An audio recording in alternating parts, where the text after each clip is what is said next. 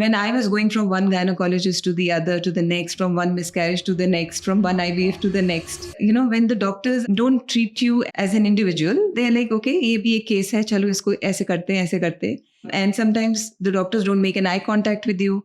They don't look at you empathetically for what the stress that you're going through. If we can create a safe space for women where we can educate them that your biological clock is not ticking. If you within 3 months can correct your body, do you know how we prepare for IIT exam? We give 2 years of our life to it. But when we are trying to get pregnant, we don't even give 3 months to ourselves. Approach towards women's health and man's health should be different by nutritionists. Their needs are different. I want to keep the men aside because women's bodies are very different. Physiologically, biologically, we are very different. Right. Because there's a very complex system that is operating within a woman's body, which is not there in men's body. So imagine if your period is getting delayed for no reason just because you're doing too intense exercises at the wrong time, or you're eating in the wrong way, or you're not taking care of your nutrition, then that can really throw you off completely.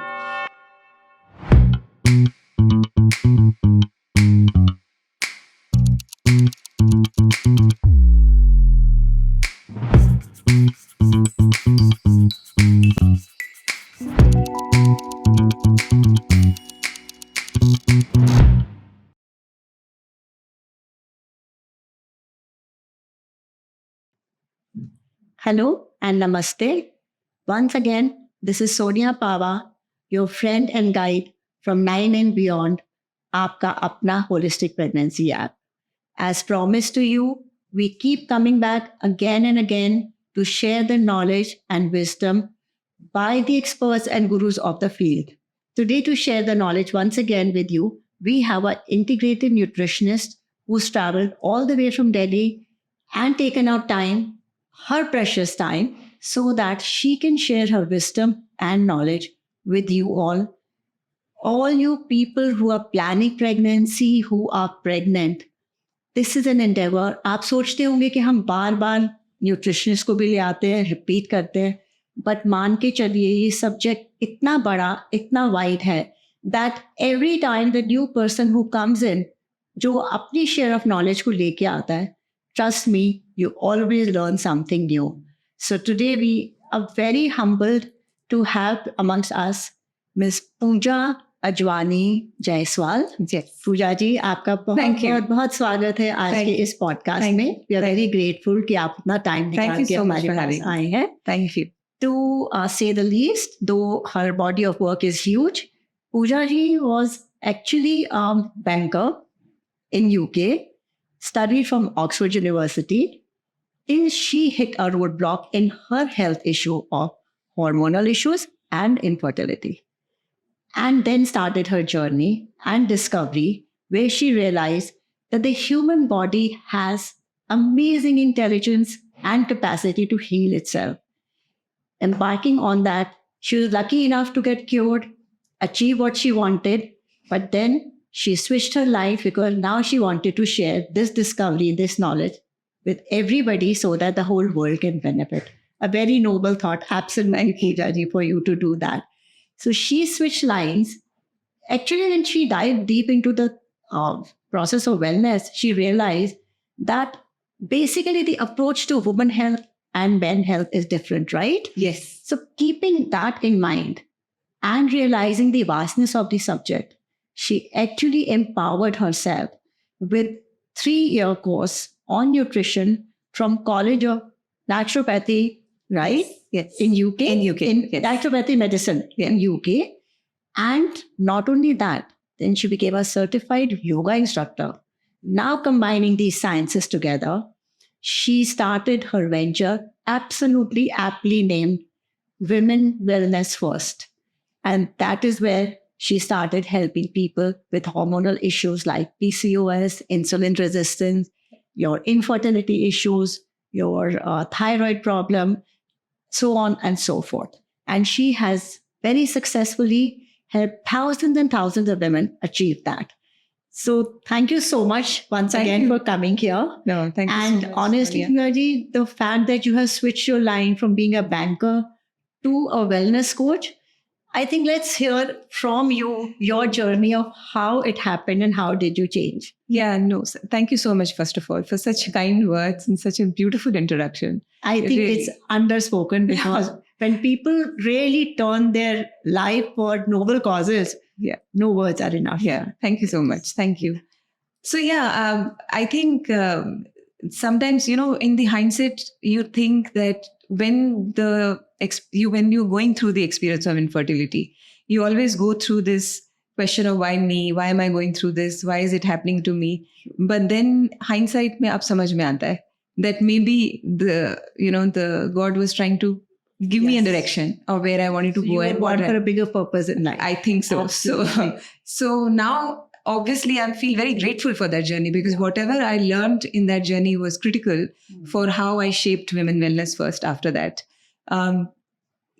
My personal journey is what I feel like. When I was telling you before the podcast as well, that when I was going from one gynecologist to the other, to the next, from one miscarriage to the next, from one IVF to the next, you feel like when the doctors don't treat you as an individual, they're like, okay, ये भी एक case है, चलो इसको ऐसे करते हैं, ऐसे करते हैं.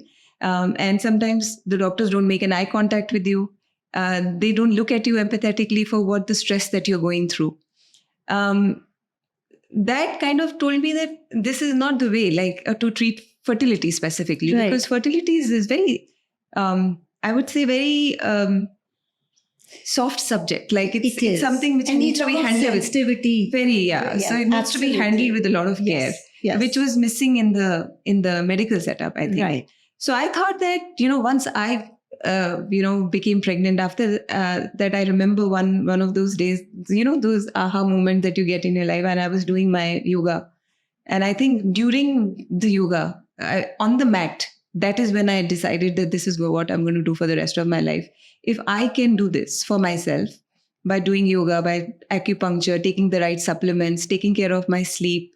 I was underweight. I was 46, but none of the people told me that you actually need to put on a little weight to be able to conceive. Right. So when I put on that 4 kgs of weight extra on, ate properly, slept properly, and did my yoga, did my acupuncture in the body, I just gave that environment to the body when the conception just happened very naturally. So I was like, okay, this is the information which needs to go out to people, that if you are not able to conceive, and it was not a small journey, it was a 7-year journey that I was trying to conceive and it was not happening. Okay. And then within 3 months of making these corrections, I conceived naturally. And Let's see. And obviously 8 weeks miscarriage happened. So that was but it told me, no, this is the path to take. If something did not click for 7 years, if 3 months can shift things, then obviously I'm missing the point here. So that was the place where I started going after this, like research. I started doing my own research, reading a lot about it, how nutrition can help, how acupuncture can help, how yoga can help, how pranayam can help, which is a magical practice. And then once I started doing that consistently, finally went for an IVF because I thought I'm running, how most women are like, biological clock, it's clicking, it's ticking, you don't have time. So I rushed into IVF. It was successful. However, now in the hindsight, I feel that if I would have waited a little bit and I've been a little patient, I could have conceived again naturally, in another 6-8 months, I think. And now we have cases whereby after failed IVF, by mentally, getting ready with right practices, people have conceived naturally. Yes, absolutely. It has happened with me. So after IVF and after having baby at the age of 38. Lovely. So by the time my baby was 40, I conceived again naturally. Now, this is where nothing was like, obviously, I didn't do anything. Can I say one thing, Pooja? Sorry, I'm cutting you. Just look at her. Does she look her age? This is what good nutrition, exercise, and right mindset does to you. So this is the most motivating factor sitting right in front of us. Honestly, really. So this was that moment where I felt like if we can create a safe space for women, where we can educate them that your biological clock is not ticking. Like if you within 3 months can correct your body, and your reproductive age is not necessarily should match with your chronological age. So what I mean by that is that a 28-year-old with a bad lifestyle can have a reproductive age of a 38-year-old. And a 38-year-old who has a good nutrition and lifestyle can have a reproductive age of a 28-year-old, which means a good quality egg she can make at 38. Amazing. And she can still conceive, provided Absolutely. she is preparing for that journey. So what is, I think, missing at the moment is that, you know, how we prepare for IIT exam, we give two years of our life to it. Or if we are going for an IAS exam, we give 2 years of our life to this. But when we are trying to get pregnant, we don't even give 3 months to ourselves. So there's no preparation that we are doing, because if we are living a very high stress lifestyle for many years, which most working women are, which like me, you know, when you were in your 30s, you're working and you're not looking after your food, nutrition, nothing, everything is in the back burner. And then suddenly now you want to conceive, like, okay, ab itna time ho gaya, chale, karte hain. Right. So, but what preparation did you do? Did you prepare your body for 3 months? Or it was the clock and then gynecological visit and then IUI, IVF back to back, and then that just goes into this cyclical that just goes on and on and on. So taking a step back and then preparing your body for 3 to 6 months can make a huge difference. Even after that, if you have to go for an IVF, I say that, okay, there's a physiological issue. There maybe your ovaries are, not producing enough follicles, or there's a uterus issue, whatever it is. At least prepare your body so that your IVF chances are increased. Absolutely. Because that will also promote your IVF success as well. Absolutely. Because you'll produce good quality eggs. Your body will respond better to the hormonal injections that are given to you. So preparation is really important. I think that's what we do at Women Wellness First, is that I work with women on a 3-month program where I help them with nutrition, with the right kind of supplementation, with the right kind of lifestyle approach, where we put yoga and pranayam into it. Right. So there's a whole protocol, which is just not only focused on one thing, but it's a holistic program. Absolutely. Where we bring in the science and we also bring in the yogic practices. Absolutely. And we combine them together and give them a customized protocol. And okay, do these 10 things and then do it in and out every day, and then prep your body for 3 months. And then conception is just a byproduct of a good, healthy body. Absolutely. Because body is actually... well put. Yeah. Such simple words. Yes. Really. You know, Pooja, in one of the podcasts, our Acharya ji, he's a spiritual person, right? See the spiritual angle combining with the science angle. He clearly said, आपके घर में कोई मेहमान आता है, तो आप पहले उसकी तैयारी कितने अच्छे से तैयारी करते हैं. आप घर को सजाते हैं, एक्स्ट्रा बेस्ट क्रॉकरी बाहर निकालते हैं, बेस्ट खाना बना के लेके आते हैं. जब एक मेहमान जो एक डिनर की या लंच के लिए आप इतनी तैयारी करते हो, अपने घर की सफाई एक्स्ट्रा करते हो, तो फिर बॉडी जो आपका, जिसमें आप एक दिव्य आत्मा चाहते हो आने के लिए. So this is exactly what you're saying, that you need to prepare your body. You need to prepare and mind. And it's an 18-year project, right? So once a baby comes out, absolutely, it's your at minimum 18 year ki to responsibility hai hi. So which something that you're jumping into for 18 years of commitment, give yourself 3 months. Give yourself that much time where you prepare your body. Start eating well, start sleeping on time, give up alcohol. Women give up alcohol the moment they come to know that they are pregnant. But that's a bit late. It is late. So you have to leave it at least 6 months gap between the time that you get pregnant and before that, when you give up your alcohol, your smoking, your late nights, your parties, and you're sleeping on time, waking up on time, doing your morning rituals of yoga, pranayam. These are magical practices. Simple pranayam of 20 minutes can actually balance your hormones naturally. It can, and I've done a full series on pranayam on my YouTube channel. Okay. There are 7-8 videos that we've made only to explain how pranayam can affect women's health. Right. And we've gone deep into what Kapalbhati does, what Anulom Vilom does, what Chandrakriya does, and how it can then impact your overall health. And then once the hormones get balanced, then conception happens very naturally after that. Absolutely. I think itne podcast hue. Honestly, now you see how worth it is to have another nutritionist speaking on the same subject. Probably aap logo ke hisab se, look at the wisdom.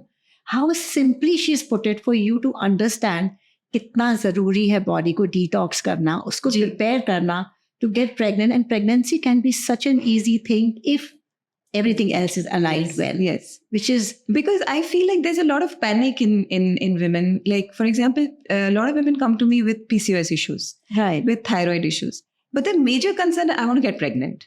But I'm saying, if you will get pregnant with a PCOS situation, then you are asking for more problems later on, because Right. pregnancy is just the beginning. What women, when they are becoming pregnant for the first time, don't realize that once you get pregnant, that's just the beginning. Yeah. They feel like bas pregnant ho jaye, and that is it. We've achieved. But actually, no. Pregnancy then is just the beginning, and after that you have 9 months, and then postnatal care. All that comes into play, and if you are not in the right sort of frame of mind, physically, mentally, spiritually, Right. then that can take a toll on the body, and it can worsen this. Your pregnancy symptoms can be quite bad. Right. Your pregnancy, the whole 9-month journey can be quite tough. Absolutely. So when for example somebody comes to me with a PCOS issue, then we'll say, okay, let's correct the PCOS first. Then give it another 3 months to get pregnant after that, because you don't want to go into pregnancy with insulin resistance sitting on your, Right. because then gestational diabetes will come in 3 months. Then you'll have to deal with that. And then you have, with gestational diabetes comes the danger and the risks of having an overweight baby, and then prone to more C-sections and things like that. So why do you want to risk all that when give yourself some time? Absolutely. Correct your PCOS, correct your insulin resistance at the right time, get all your tests done, check your vitamin D levels, your B12 levels, your iron levels, get ready, and then go into pregnancy. You can also enjoy the pregnancy, because it's such a beautiful time of your life. Absolutely. So why would you want to be on bed rest at that time? You want to enjoy that time. True. And like you mentioned one thing, you were underweight. I Yes. think in today's time when girls are going for zero size, I think it's so important for them to realize Yes. that as a basic thing, Yeah. they need to be of a certain weight, which I think is a new knowledge added today, that Yes. if you want planning a pregnancy, be of a certain weight. Make sure your vitamin D levels are fine, like you Yes. mentioned that before Yes. we were talking. Yeah. It was your vitamin D which was so low, Very which low. causes Infertility. Yes. right? Yeah. If these are corrected, Yeah. you could take care of the major part of it. Absolutely. These are really basic things. Like vitamin D, for example, when I was going through the infertility journey, my vitamin D was very low, but nobody pointed it out in India. And then we took a consultation with a doctor in US, like a telephonic consultation. And he said that your vitamin D is low. There's no way you can conceive. We won't even suggest you an IVF if your vitamin D goodness, levels are so low. imagine. So And fix that something first. as simple and complicated as that, right? Yes. And vitamin D is also connected to very low AMH levels. I'm sure you must have heard of this AMH a lot in your Right. infertility journey. A lot of people talk about, oh, your AMH is very low, you can't conceive naturally, so you should go for an IVF. But low AMH is directly related to low vitamin D levels. So if your vitamin D levels go up, your AMH levels can improve. And then that obviously will improve your fertility. So something so basic as that can get missed. We'll touch that one by one, the insulin resistance, the infertility, the PCOS. What I'm understanding is that means approach towards woman health and man's health should be different by nutritionists. Am I right? 100%, Their needs are 100%. different? 100%. How could you explain that? This is very close to my heart. This because I feel like when that is why my starting. I think there's a starting introduction video on my YouTube when I say I want to keep the men aside, because women's bodies are very different. Physiologically, biologically, we are very different, because there's a very complex system of the uterus and the ovaries, and then there's a very complex system that is operating within a woman's body, which is not there in men's body. Okay. Now, for example, if for a man's body, if we see that they have, as far as sex hormone is concerned, they have testosterone. And testosterone is like this throughout their life, Towards the end, probably around 50, 60, the testosterone levels will go down. But on a daily basis, testosterone does not fluctuate for them. With women, we have two main hormones. One is estrogen and one is progesterone. And then there's testosterone as well, a little bit of that. Now, first half of your cycle, your estrogen is dominant. And the second half of the cycle, your progesterone is dominant. Now, So there is basically a balance that you need between estrogen and progesterone to have a good cycle at the end of the month. If estrogen is too much, then that can create a problem. If progesterone is too less, then that can create a problem. Now, a lot of women experience, and you would have also experienced, I have experienced that we are very different people at different time of the month. During period, we are different. We feel very different. Yeah. As soon as the period finishes, our energy levels go up. So we feel very different. 1 week before period, we get mood swings, PMS, low mood, feeling crying for no reason. There's depressive episodes that a lot of women face just before period. Now, this doesn't happen to a man, right? So during period, you have to take care of yourself in a certain way. There are certain foods that you should eat in the first half of your cycle. There are certain foods that you should eat in your second half of your cycle so that you can promote estrogen and you can promote progesterone in the second half of your cycle. And create a balance. So, for example, nowadays there are a lot of people who are talking about intermittent fasting. Right. You should do intermittent fasting if you want to lose weight. But intermittent fasting backfires in a lot of women.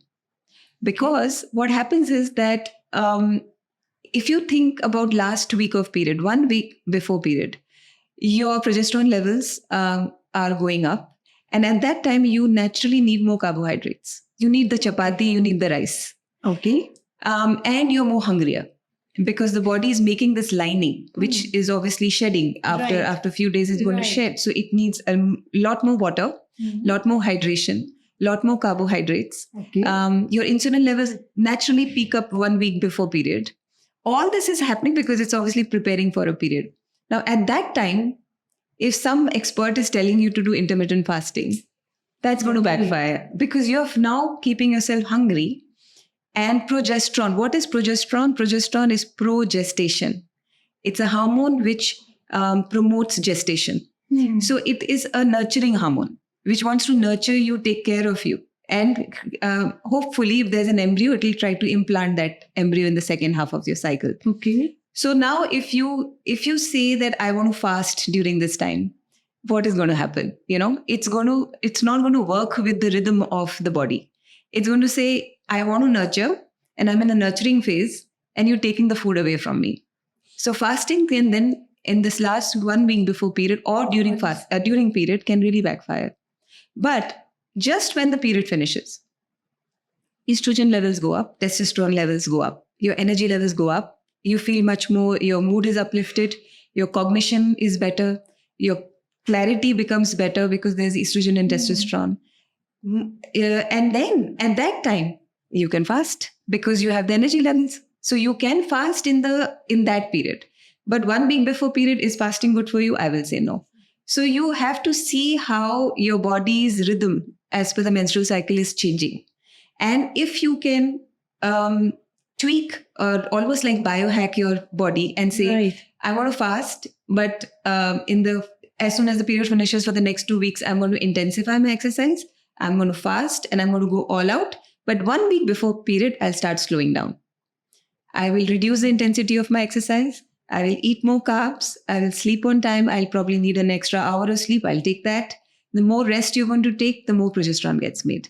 And the more progesterone gets made, the lesser the mood swings, the lesser the depression just before period, the lesser the PMS.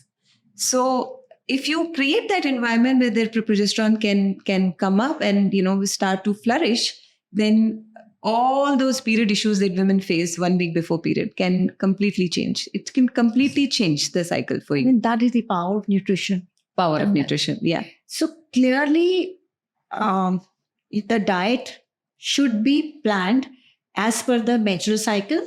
And the exercise should also be planned. So when you go to the gym and the gym instructor, who's a man, I don't think so anybody would ask you what phase of your cycle are you on your period. Nobody has ever done that. Yeah. As they far as just I say, know. go on your cardio machine for 20 minutes. And if you're 1 week before period, you go on the cardio and you start doing running for 20 minutes, you will be exhausted like anything. Because if you notice in the first week, just before period finishes, when the estrogen testosterone goes up, your body's strength goes up, your flexibility goes up.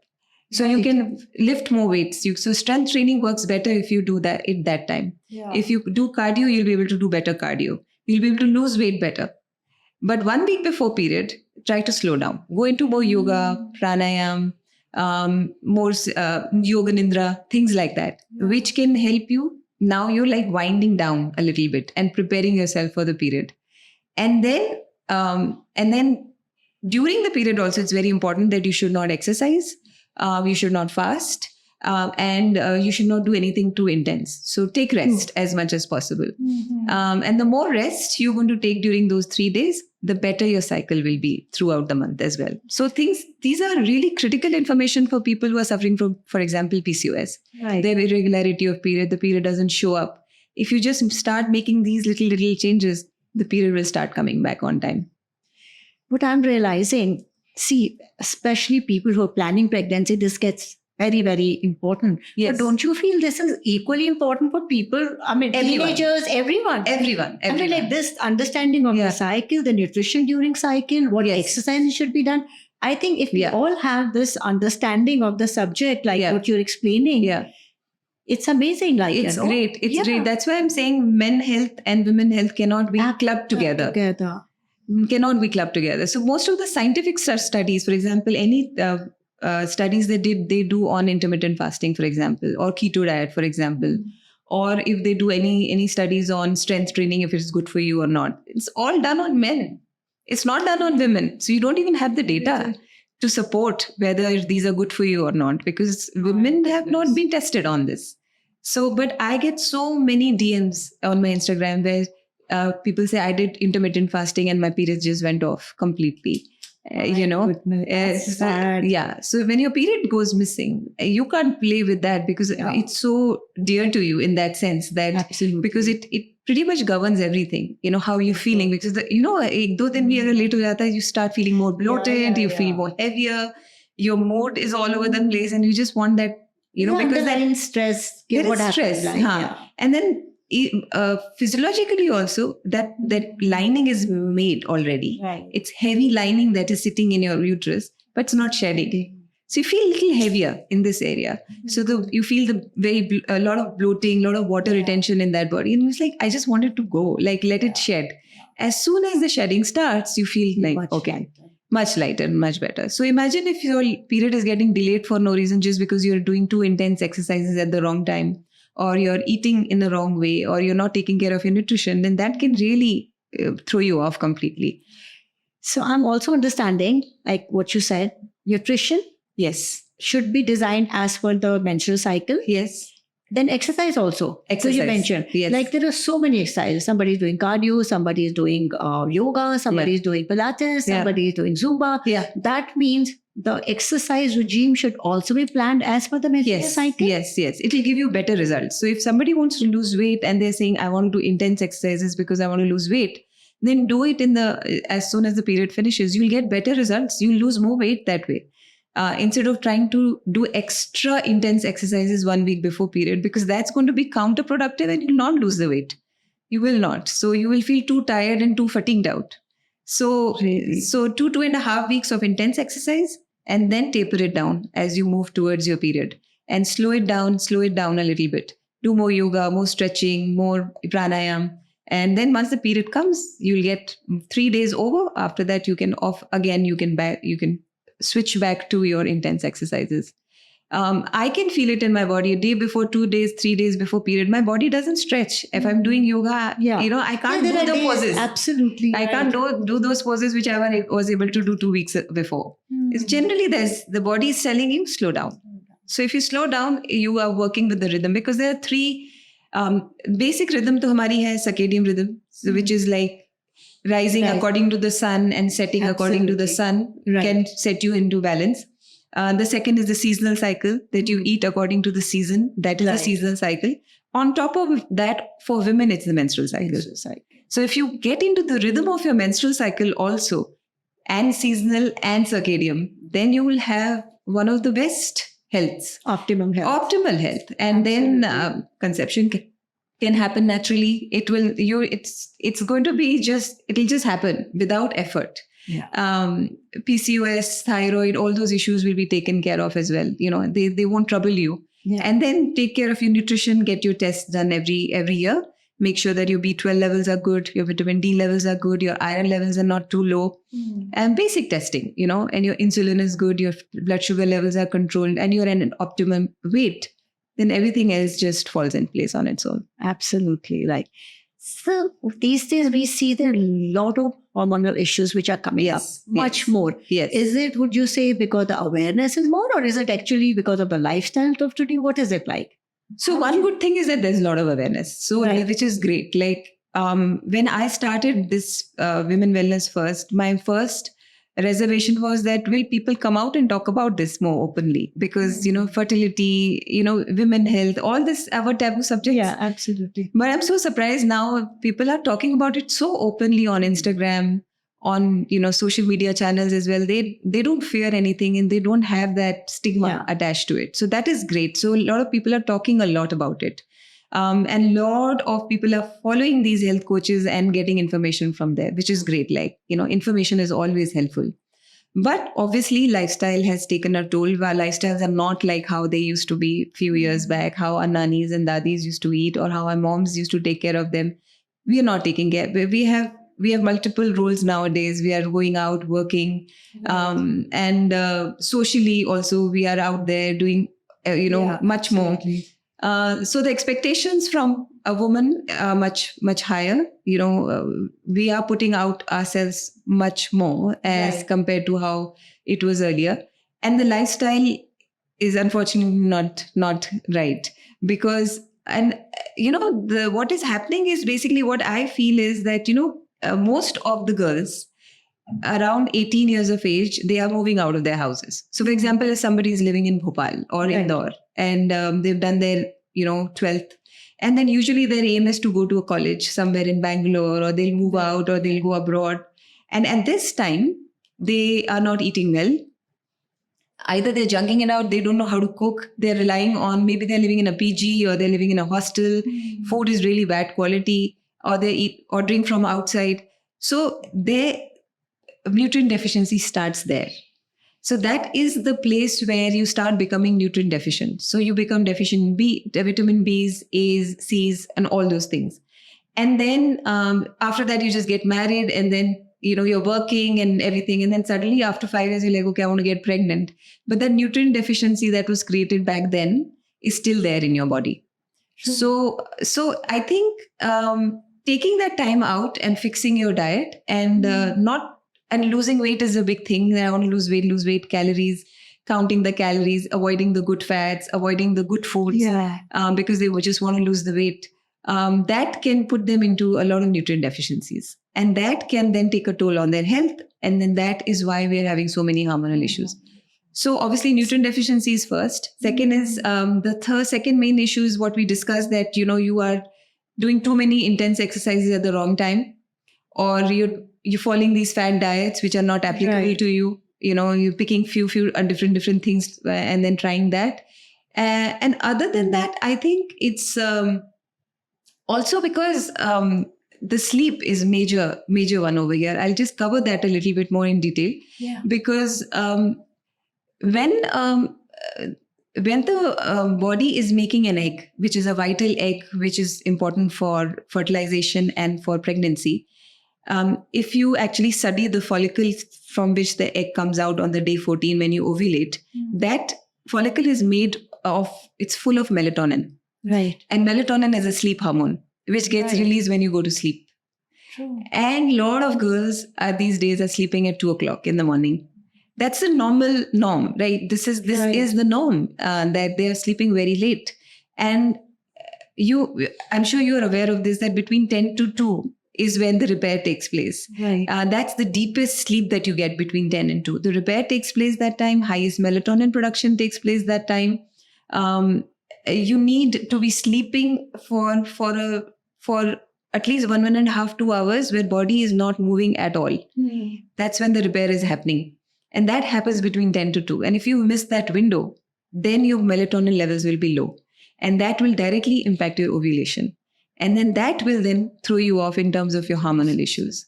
So fix your sleep. This is really, really critical. Sleeping on time at 10 a.m. and waking up at 6 can probably take care of at least 30% of your problem of hormonal issues and fertility. It's that important. It's very, very critical. I'm glad you have put it out in so many words to explain the reason behind it. Yeah. Why this is so important. Yes, really. It's really critical. Yeah. Because if your body is not clearing up the garbage and it's not detoxifying and it's not getting rid of all the toxins that you've built in terms of thoughts as well, in terms of food that you've taken as well. If you've not giving you that window between 10 to 2, then you miss that process, unfortunately. And then that will then take a toll on your body in a big way. Can I ask you one thing? Of course, we are right now concentrating on women's wellness first, but even the men, like, Of course. I mean, I'm sure the sleep cycle is 10 to 2 for them also, the repair and everything, right? For them as well. So if they also mess around with that time. Yes. And that's why male fertility is really going down. Like when we look at the sperm counts of, because when I do my 3-month programs, sometimes if it is a couple, and then I do look at the sperm count as well. And the sperm counts in a lot of cases is quite low. Or the motility is an issue. Motility is how fast they are moving. Exactly. Or morphology, that there are tail defects or there are head defects, that is quite high. So that's all because of sleep. Sleep is lifestyle, like alcohol, and bad food. And again, deficiencies. There are a lot of deficiencies in men as well. Vitamin C is one of the critical nutrients for sperm health. Zinc is another very critical nutrient for sperm. Right. So if that is low, then that can really impact your fertility. So it is impacting, like I'm saying, for women, it's circadian and seasonal rhythm and menstrual cycle. All three should be taken care of. For men, it's a seasonal cycle that you have to take care of, and the circadian rhythm applies to them for sure. Perfect. Right. Yeah. So now that you have been mentioning again and again PCOS, insulin resistance, yes, and infertility. I mean, you can see a connection. Yes. You can really see that everything is like one thing is leading to another. Yes. Let's do it one by one to explain them better, because you are really putting it out in the simplest, most explanatory way for somebody to wake up from their sleep and realize the importance of these things, yes. So how would you define PCOS? Why does it happen? How it can be taken care of? What are the signs and symptoms? So PCOS is polycystic ovarian syndrome. Right. Now, when we get a period, around day 3, day 4 of your period, you start making follicles. So there are follicles which get made in both your ovaries. You have 2 ovaries. And you will have little these follicles which will release from both the ovaries. Right. And one of them will become an egg, not everything. So 15 to 20 of them release every month from your egg reserve that you have. Out of that, one becomes an egg. The rest of the follicles get washed off from the system. And that one egg is available for fertilization. If it meets the sperm, the egg, the embryo gets made and gets implanted, you can get pregnant. But if that doesn't happen, then the egg also goes out of the system when you get your period. What happens with PCOS is that the messaging is a little bit problematic. Okay. So you have luteinizing hormone, which actually releases from your ovary, and then there is follicle stimulating hormone. These 2 hormones will govern how many follicles come out and how many of them grow and which one will become an egg. Okay. Now, if that messaging is not happening correctly, what happens is that these tiny little follicles actually do not grow enough, and one of them doesn't become an egg. So they are just trying to grow, but the follicular arrest is happening. So they're not growing up to a certain size. To make a good quality egg, you need a size of 18 to 21 mm. That's the critical size that you need to reach. Almost like a pea size, right? मटर के दाने के size होता है उसका, उतना size होगा तब वो वायबल एग है. और बाकी जो follicles है वो they are like small sizes. Now with PCOS, what happens is that these tiny follicles are sitting there and none of them are becoming an egg because LH is not releasing enough or FSH is not releasing enough. So they're trying to grow, but they're not able to grow. So there's a follicular arrest. Now these tiny follicles, they sit around the ovaries. and they make like grape-like structure. Okay. So the ovaries look like grapes. Mhm. When you see them under an ultrasound, Right. it looks like they're grape-like structures. And when they see that, then they know that they're polycystic ovaries. That's when they formally diagnose that as, okay, you could have PCOS. Okay. And this happens because primarily because of insulin resistance. Your body has insulin resistance. You have, your sugar management is out. Or it could be also happen in lean people. So a lot of people think that PCOS happens only people who are overweight. Okay. But lean PCOS is also very common. In which case, you don't have that much weight on, but you still have all the PCOS symptoms. Okay. So the egg doesn't get released. So when the egg is not releasing and these tiny follicles are sitting there doing nothing, then what happens is the second half of your cycle gets compromised because now the egg is not releasing. So the body is like, okay, the egg is not there. So why should I make the lining? Why should I do the second half of the cycle? Why should I release the progesterone? So the second half of your cycle gets compromised. The lining doesn't get made. So you don't get a period at the end of 28 days. So period goes missing, sometimes for 35 days, 40 days. And the whole thing is very slow, basically. Sometimes in PCOS, you get a 40-day cycle, 45-day cycle, kabhi 60-day cycle. It's missing for 60 days. Okay. So that is because the whole system, like I'm saying, follicle stimulating hormone is slow, LH is luteinizing hormone is slow. Everything is working very slowly. True. And that all gets hampered because there is insulin resistance. It could be insulin resistance, one of the factors. You could have an underactive thyroid because of which it's not happening. You could also have nutrient deficiencies in your body. It could be because of that.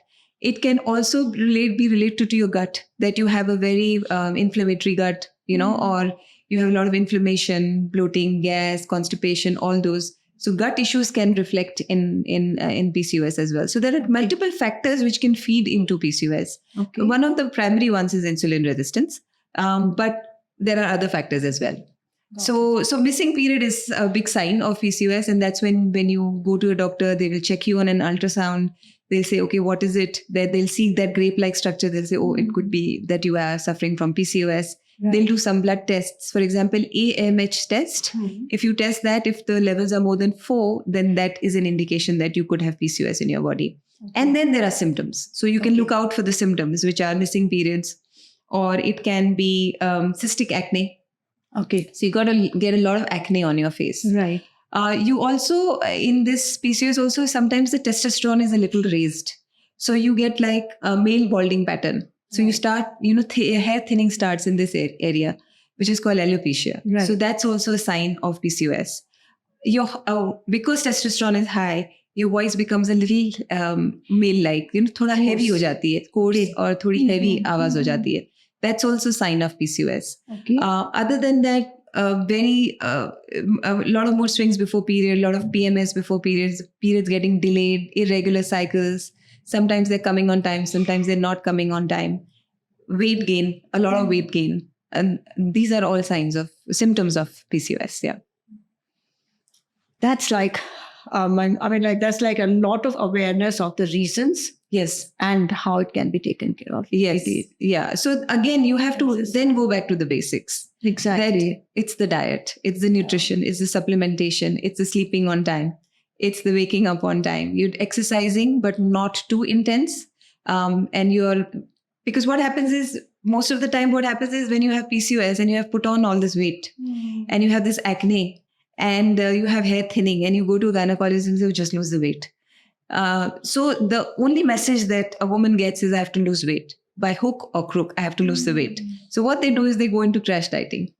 And then they are counting their calories. So as soon as you start counting the calories, fat goes out of the window. So they say, I can't eat ghee, I can't eat good fats, I can't eat, banana because it's too fattening for me. Rice, I can't have because it's too fattening for me. So all those nutritive things go out of things. And what comes in is a very high protein diet. So you just focus on a lot of protein, and then you're working out like crazy. And then this can backfire with PCOS because like what we explained in the beginning, that you need to do the workout in the right way, eat in the right way, and do not do anything too intense or too extreme. And then try to, because see, PCOS is an indication that your fertility is not working properly, right? True. Because the period is not coming, that means your fertility is getting impacted. Right. And fertility, like I said, it's a very nurturing sort of a space. You need to give that love and the care and the environment to it. And high intense exercises and fasting yourself out all the time, eating a very low calorie diet will not help, because body is like, I'm suffering, I'm nutrient deficient, you've not given me the right kind of food, you're making me exercise a lot, and you hate me for who I am because of the thought process. Yeah. Then how am I going to nurture an environment which is fertile for a baby to come? Because at the end of the day, why are you getting a period? You're getting a period because the body is preparing you for fertility, for getting pregnant. Yeah. The endeavor is to get you pregnant every month. So again, the environment, what is the environment you're giving to it? If it's a lot of hate to yourself, right? And also you're starving yourself to death because you've been told that you have to just lose weight, hook or crook. Right. Then that's not the environment in which fertility is going to flourish. So it's quite counterproductive. Yeah, actually, in simple words, like before you nurture another soul, Yes. you first nurture yourself. Yeah. Self-love. Self-love Comes. Yes. So, you first nurture yourself. Yeah. Make yourself everything that you want the baby to be. Yeah. Yeah. And then go in for that. Yeah. Yeah. So PCOS is like one step before, you've come at a roadblock of not having a baby. Right. PCOS is where you should, because everybody should have a regular period every month. Absolutely. And if there is nutrient deficiency or if there is a problem, the first place where you will come to know is your period. And a woman has that extra advantage. It's a fifth vital sign of your health after blood pressure and pulse rate and, Right. all those different criteria, vital signs of health. Fifth sign is menstrual cycle. So you have to nip things in the bud when they start. If the period is getting a little irregular, it's getting delayed by a day or two, fix it there. Fix it with nutrition, lifestyle, take care of your body, eat well. Yeah. And then fix it, because that's the first sign, the vital sign of your health. So don't ignore that, and don't ignore it for way too long. Sometimes, girls are like, "Arey, acha nahi aa raha period, theek hai, maza hai, theek hai, kuch nahi hai." It's people actually when they think like that. No freedom, like ठीक है 8-9 महीने नहीं आया, कोई problem नहीं है, क्या फर्क पड़ता है, अच्छा ही है, you don't have to go through the pain. But no, and again, painful periods, for example, have been normalized. You should not, like, little pain is fine, but you're completely immobile, you're on bed for 2 days, you can't operate. That's a worrying sign, and that needs to be addressed as soon as possible as well. True.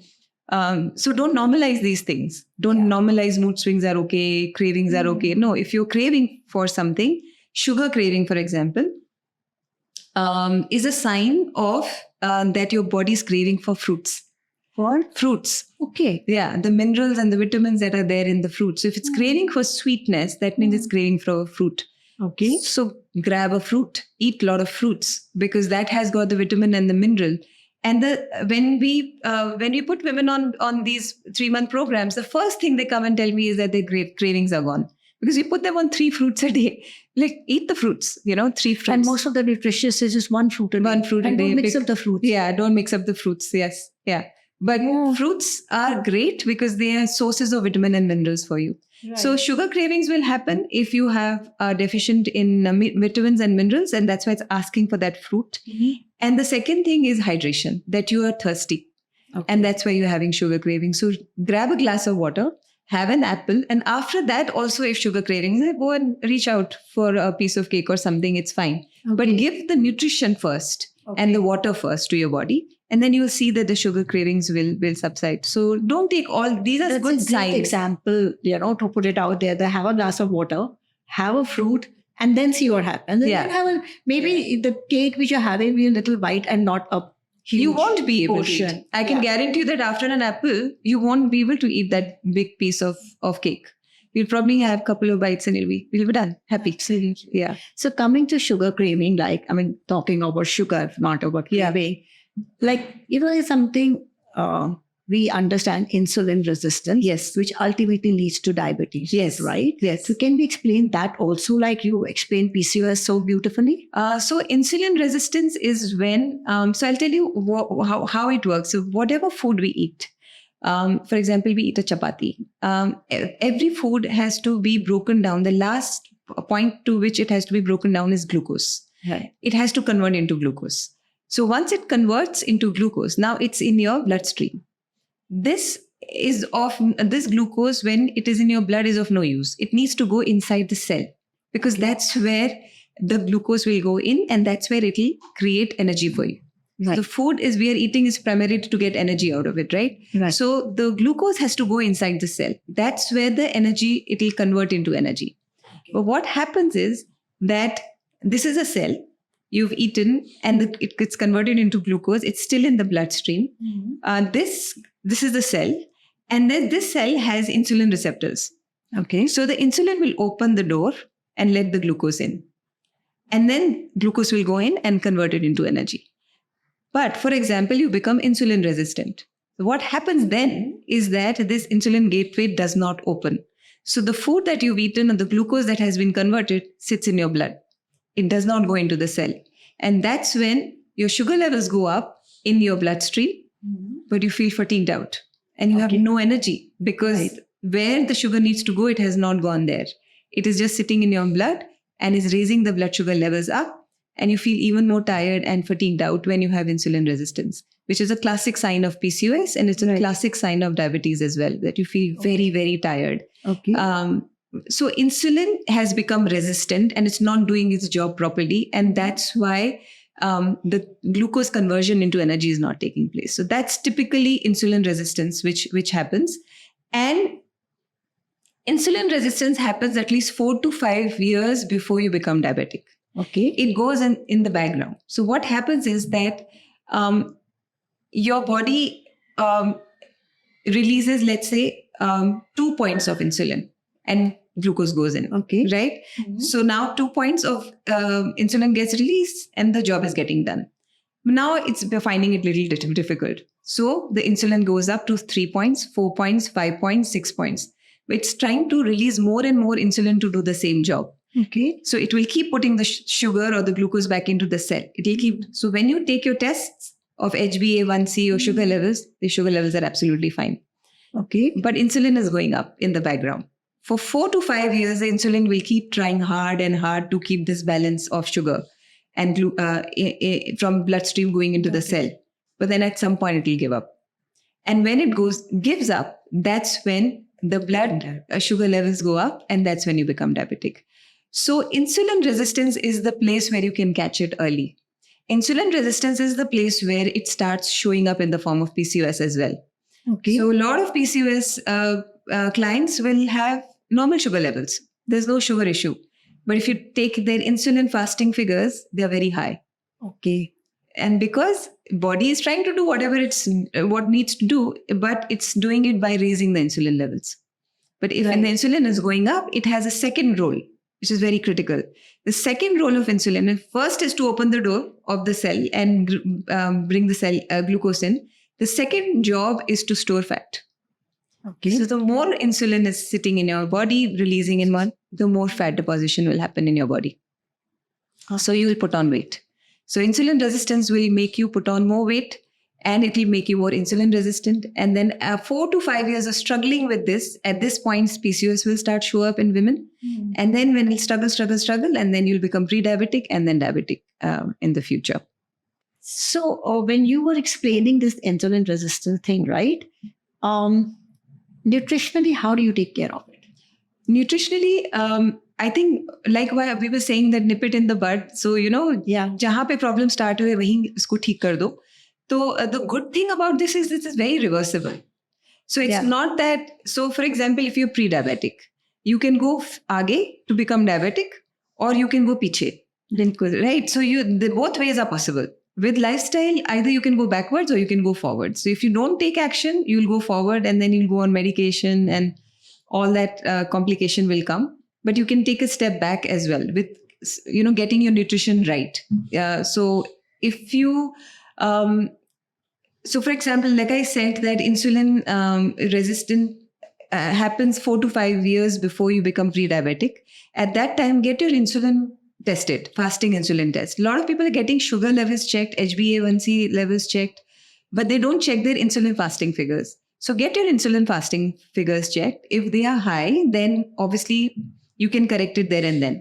So Okay. why is insulin resistance happening in the first place? Like, why are you becoming insulin resistant? So that happens because of deficiency in minerals and vitamins. Okay. So if your body does not have the enough minerals, because cell kya hai? The cell obviously when it opens and takes the nutrition in, that all mechanism is happening because of minerals, Okay. magnesium, calcium, potassium, sodium. All that negative positive ions are actually interacting with each other and taking the sugar in and bringing the sugar out and all that. So where are these minerals coming from? These minerals are coming from fruits and vegetables.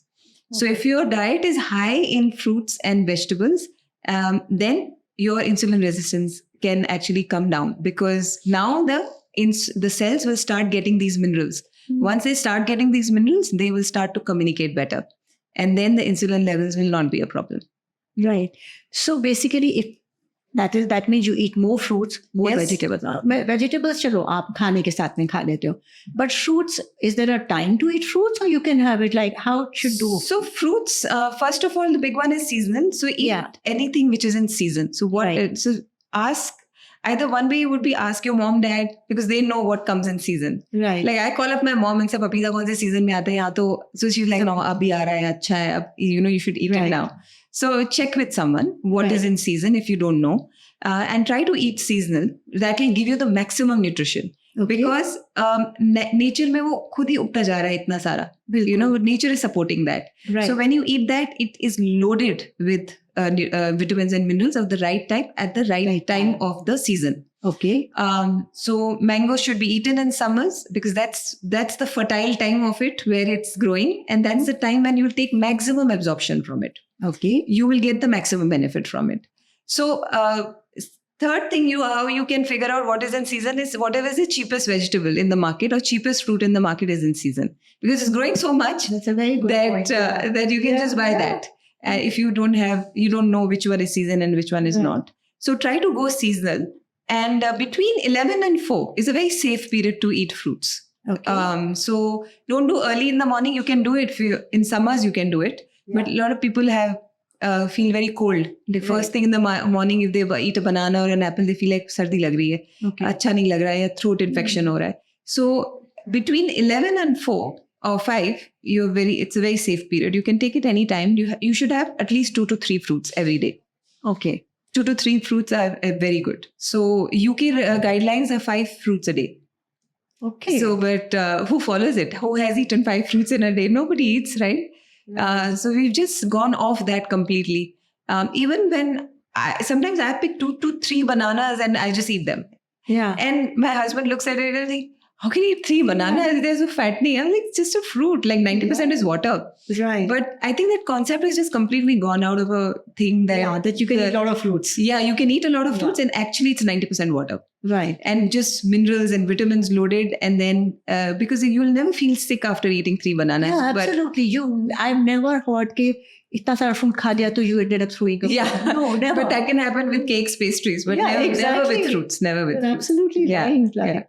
Yeah. So eat more fruits, eat more vegetables, eat more seasonally. And if you're scared that it'll raise your insulin levels or it'll shoot up your sugar levels, then eat between 11 and 4. Okay, fine. Yeah. Okay. And if you don't have that issue, you can eat it any time of the day. If you don't have it, you can eat it any time of the day. Excellent. Yeah, excellent. So I'm already understanding that PCOS, insulin resistance are all contributing towards infertility also. Am I right? Absolutely, 100%. Yet, would you like to explain that in today's time, there are a lot of infertility issues happening amongst women and men? Yes. So for women, I think the main reason, which I feel is a poor pelvic health. So this area, this area where your uterus and the ovaries are, this, how in olden days we would, the kitchens used to be on the, niche hota tha, platform pe bhi nahi hota tha. Right. We would squat a lot all the time, and we clean the whole house. We would, do jhada pocha and all that. This area used to get used a lot. Okay. Nowadays, if you look at a sedentary job where you're just sitting on laptop, this portion of your body is not getting used. This needs a lot of circulation. blood circulation in this area. So doing a lot of pelvic floor exercises and doing a lot of stretching and pelvic asanas, for example, mal asan, or doing like a butterfly pose, trying to open that pelvic area. Doing something like a sarvang asana, in which we go, we are shoulder stand, where the body is like this. And so basically, if you see gravity wise, all the blood is going down, down, down, down all the time. So when we do a shoulder pose, the blood starts to go in the opposite direction. So it's almost like shaking a bottle, where everything is kind of settled down. And then when you shake it, it all mixes up. So when you do a shoulder pose, then basically the blood starts to flow in the opposite direction. So it kind of improves the blood flow in that area. So pelvic health is very important for that. And for that, doing pelvic asanas, doing squats, doing maybe a lot of leg exercises, sitting down, malasan, getting up again and again, doing like dand baithak jisko bolte hain, squatting, upar niche karna, that is very helpful. Shoulder poses in Sarvangasana is very, very helpful. And then because that pelvic health is deteriorating because it's not moving that much. Right. So you have to take care of that. So once you start moving that area, that can really help. Okay. Because why would you have a cyst, ovarian cyst or fibroids or growth over there? It's because it's just static. It's just accumulating things and they're sitting there and the movement is not happening. So exercising and movement in that area can really help in reducing those infertility issues that are happening. Other than that, basically nutrient deficiency is another big one, because of which infertility is on the rise. Then the other thing would be, again, like we covered, sleep. Sleep can be a thing. And then the fourth thing is stress. Stress is a huge one as well. I think reading too much, we get too overwhelmed with the information that, I'm 35, so I cannot, my ovaries will, are not that good, so I should go for an IUI or an IVF. But I think not taking too much stress and then just giving that environment to your body, which actually conception can naturally happen. You can easily conceive up to 42, 43, easily, naturally. Right. So there is no hurry. You can give yourself some time. And if after 6-8 months of giving it a good try, if it's still not happening, then you can go for an IUI or an IVF, but at least your chances of conception will be higher in that case. Okay. Yeah, but infertility obviously is rise. It starts with insulin resistance. It starts with sedentary lifestyle. And I think it's also because, generally, food is very readily available, right? So we're eating way too many times during the day, like too much of food consumption, right? Calorie intake is very high. So you put on a lot of weight and that can slow things down. So if you are overweight by 2-3 kgs, 4 kgs, then try to, bring it down, because that will make you come to an optimum weight, which can help you conceive as well. Because now, jitna weight badega, utna body ka burden badega. It has to do that much extra work to take care of the bigger body, right? Because so then everything slows down. And fertility is actually the last, हमारा survival के लिए तो जरूरी नहीं है ना. बिल्कुल. आपको पहले लंग्स की प्रोटेक्शन करनी है, किडनी की. That should run well, Right. The body is like, okay, जब ये सब ठीक हो जाएगा, then I'll think about fertility. Because, so fertility is last on the agenda of a body. Right.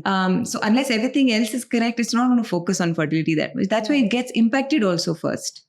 So the effect of a bad health will be shown on your period and fertility first.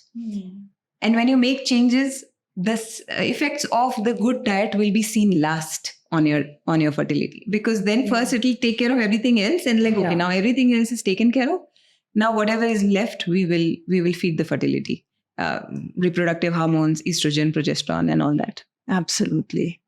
So as you specifying, obviously the nutrient deficiencies which are starting at the age of 18, approximately, because of a whole lot of reasons. As you grow in years, as it is, we understand that in 30s, 40s, women have nutrient deficiencies, right? Yes. So are there special nutrition diets or something you would recommend? Why? I mean, how can one take care of that as we're growing in years? So, I mean, the top fertility foods, if you talk about what are the good fertility foods, then the very good way of looking at what is fertility food for you is to see how how moist it is. Okay. So because the body has to have that moist environment in it to actually nurture an egg. Okay. So for example, if the plant is too dry, you're not watering it, it does not have that moist environment, then the leaves will start drying. So you need to have a moist environment inside your body. So what will make your body more moist is ghee, warm milk, Okay. kesar, coconut, because coconut, again, you see, very moist and supple in nature. Coconut oil, very good for you. Rice, like a lot of women actually avoid rice because they feel like it's too fattening. But the rice, if you see its nature, it has that moistness in it. Right. It's not very dry. Absolutely. So rice really helps a lot.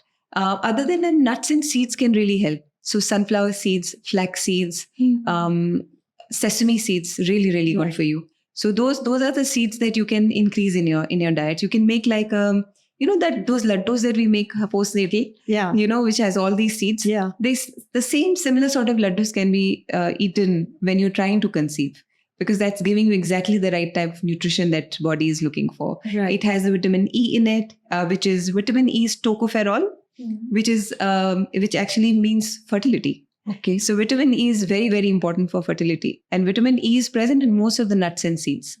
Very rich in sesame seeds, very rich in, it's found in sunflower seeds. So if you increase those nuts and seeds in your diet, then you'll get the vitamin E. Vitamin E will promote the fertility. Similarly, B6. B6 is very critical for fertility. B6 is also responsible for, if somebody has a lot of mood swings before period, B6 can really fix it.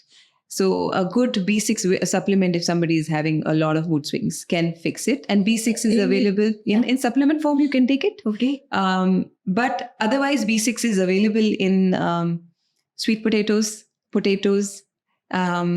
Again, very moist, very root vegetables, And then it's B6 is also there in bananas. Okay. So all those foods are good for promoting more B6 in your body and promoting more vitamin E in your body as well. Magnesium is very important for fertility. Again, magnesium is there in dark chocolate. Magnesium is there in most of the green leafy vegetables. So the more greens you're going to eat, the more magnesium you're going to get. So these are fertility foods for you. So nuts and seeds and almonds, walnuts, Brazilian nuts, these are really great foods to have. So you can increase the consumption of this. Kesar is really good. So one of the things that works wonders, and I think somebody should do a clinical study on this, is if people who have painful periods or have any issue with their periods, like dragging pain and a lot of like discomfort and stuff like that, they can take 8 to 10 black raisins in a glass of water and soak it overnight. Add 2-3 strands of kesar to it. Leave it overnight. When you get up in the morning, you drink this water. And you eat those raisins which are soaked. And you do this for a month. And you will see a drastic change in the quality of your period. So if they are painful, they will be less painful. So this is something that works every single time that I have actually, recommended to anyone. I mean, and this is amazing coming from your kitchen, but then coming from the kitchen. Girls post 18 and all, when they have these issues, they can have it for months together? Months together. Like black raisins is one of the things which in Ayurveda they say that it's one of the superfoods. Right. So everybody has their own, classifications of superfoods. Modern nutrition has their own superfoods. Right. But in Ayurveda, black raisins is a superfood. Especially for women, it's loaded with iron. And you're losing iron every month when you bleed. Right. So that compensates. So every time... So black raisin munakka. Munakka. Yeah. So you take 8 to 10 of them. And you drink that water in the morning with kesar soaked in it. Amazing for your skin, anti-aging, and also very good for your periods. Amazing. Yeah. So these are the supplements which are coming from the kitchen. Yes. Right? So any other supplements which you would recommend as with their growing needs? I think one needs to take care of iron. Very important. It can really take a toll, because what happens is that every month when you bleed, you're losing iron. And if you're in 18 and you are living in a hostel, PG, I don't think so. You're getting enough iron from your main diet. True. You're not eating the leafy vegetables and all that. So then you can very quickly become iron deficient. And that can then turn into a lot of issues. Like you'll feel a lot of fatigue, a lot of like depressive episodes. Like you feel like very low in mood because your iron is low. So taking care of iron is important because you're losing iron. Right. Iron is something that recycles. So for why men never have low hemoglobin, if you see any, I see a lot of blood reports all the time. So men usually never have it. Their hemoglobin is always 13, 14, 13, 14. The women are always 8, 9, 10, 11 because we're losing iron every month. Otherwise, iron is recyclable. So once there's enough iron in your body, it keeps recycling. So, it just rotates in your body. But if you're losing it every month, then if you're now replenishing it with food, then you can be deficient. True. And then you have to make sure that your hemoglobin levels are at the right level before you're looking to conceive. Right. You need to check that. Second one is vitamin D. Okay. The third one is B12, which is a very common deficiency because B12 is also related to your gut flora, your microbiome. And a lot of people these days have gut issues, so their absorption is not that great. So B12 levels are always low. So you should check your levels and make sure that they are at a decent level. Other than that, omega-3 is very important for anyone who's having any hormonal issues or is looking to conceive. Omega-3 is very, very critical because it's the DHA and the EPA combination which is there in omega-3. 1000 mg you can take, and that can fix most of the issues of deficiencies because omega-3 is something that body doesn't make. You have to take it from outside. Okay. The other deficiency that is being most talked about these days is magnesium. So magnesium, because again, people are not eating that many green leafy vegetables these days. So magnesium is something which is always low. And the problem with magnesium is that you can't measure it in the blood test because magnesium is actually in the cell, which is where it needs to be. So magnesium that you measure, which comes out in your blood report, is not the right indicator. You can have a very right level of magnesium in your blood, but you might be deficient inside the cell. So we can't measure that. So only way you can figure out that you have magnesium deficiency is through symptoms.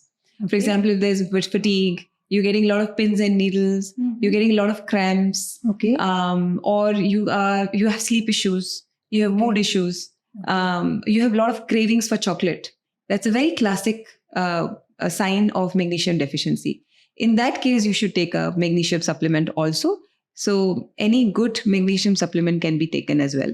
So these are main ones. So when you're taking these supplements, is there a time frame to it? Yes. कितना खाना चाहिए, कितने महीने खाना चाहिए? बिल्कुल. ये बहुत जरूरी है because you don't want to keep eating them because they can become very toxic very quickly. Right. For example, vitamin D, अगर आपने बहुत ज़्यादा खा लिया तो ये बहुत toxic हो जाएगा आपकी body के लिए. Vitamin C भी बहुत toxic हो सकता है.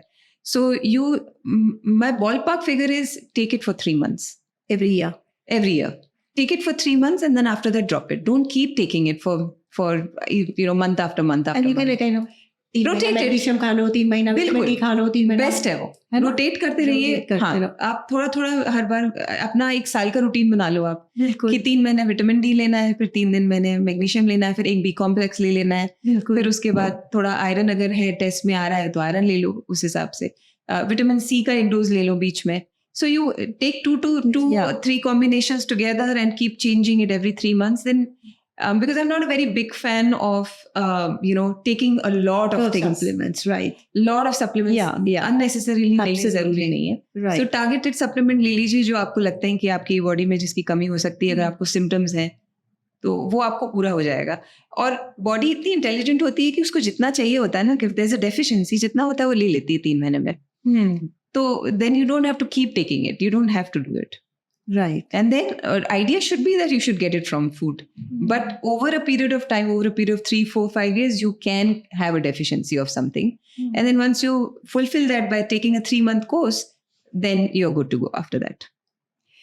So in your span of this career of nutrition and taking care of so many people and their needs, I think end of the journey you must be getting a lot of happiness and, like you said, fulfillment. Yeah, it's of setting people on the right path. Yeah. Any highlights of your career which you want to share, which just stands out for you?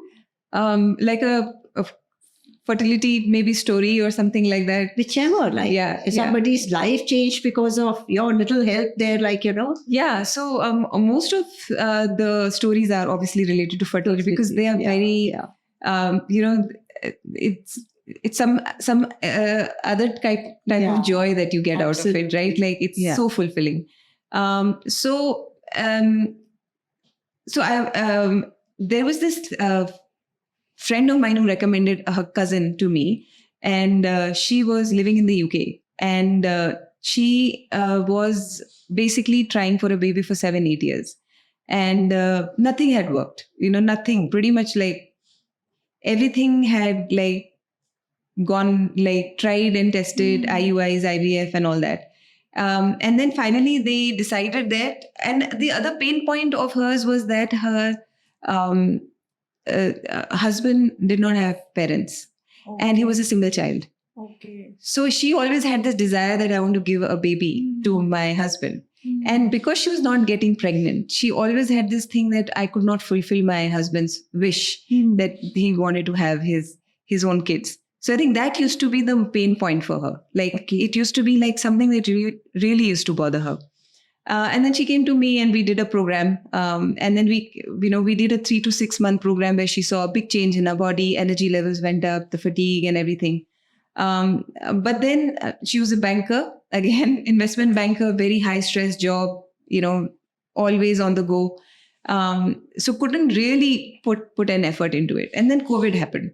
Okay. And then just before COVID, she messaged me and she said, see, nothing is happening right now. And we're just thinking that doctor has told us that you'll have to go for an egg donor. So because my eggs are also not good enough. So I will probably get an egg, or we'll go for surrogacy. Okay. Or we will probably get an egg and then surrogacy, all those So she lived in UK. She made all the arrangements in India. So she was supposed to come in March and COVID happened. So the travel plans got cancelled. So then she was like, okay, ab to kuch ho nahi sakta. So she was like, okay, ab to break lenge. So I think kind of just relaxed a little bit, or just started chilling at home. Offices were closed that time. So, and then a month later, she told me that she got pregnant. Naturally got pregnant. And the thing was that always has happened, case after case after case with me, is that when I have seen that people, when they take the burden off their shoulders, like another a friend of mine where she was overweight. She was around 95 kgs or something like that. Went to Ayurvedic doctor, went here, there. Everybody told her, lose the weight. That's why you're not able to conceive. And then one day she had a chat with her husband and she told me about this. He's like, I had a chat with him. I'm like, let's just give it up. Like, forget it.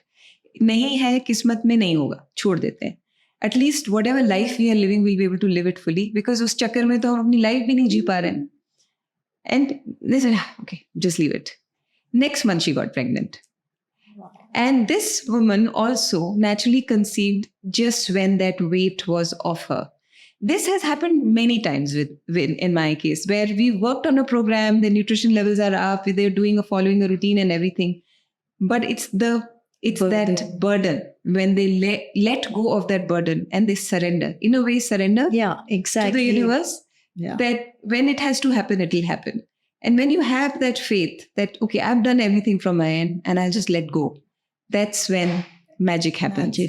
Because the stress of that, or the negative talk that you're doing to yourself, that my friend was doing, that I'm not being able to give a baby to my husband, that takes a toll. That body is listening. The cells are listening continuously. So she conceived, and then naturally pregnancy went, and then she ended up having another baby after that, after 2 years, that too naturally. Now imagine something like where you're going through a journey for 8 years, and then back to back 2 kids, 1 boy, 1 girl, very happy family.